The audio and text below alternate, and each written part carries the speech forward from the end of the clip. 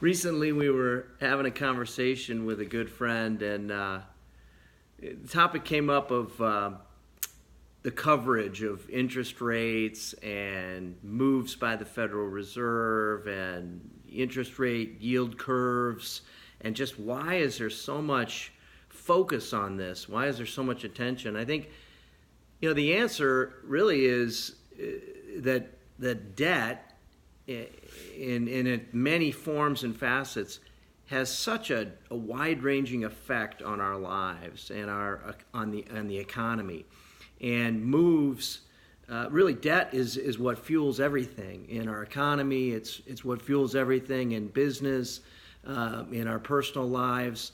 It affects just about every aspect of our life, and of course, in most respects, just like electricity that runs through our homes, we really take it for granted. In whatever form you might think of, student loan debt, mortgage debt, business loans, banks. We, in this country, in the United States, we of course just take it for granted. We assume it's going to be there.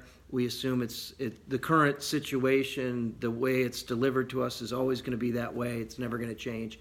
And of course, most every financial crisis that we have in this country in some form or fashion is because of an interruption in the availability of credit, or a disruption in either short-term or long-term in how that debt or credit is being delivered to us. And so changes in the debt function, and debt is a marketplace. It changes. It's dynamic, just like business. Who could have envisioned what's happened in the business world in the last 10 years? The same is true of debt. So changes in interest rates, changes in the availability of credit, capital markets, all these things have an incredible impact. And they're also an incredible indicator of economic growth, or the ability for an economy to grow.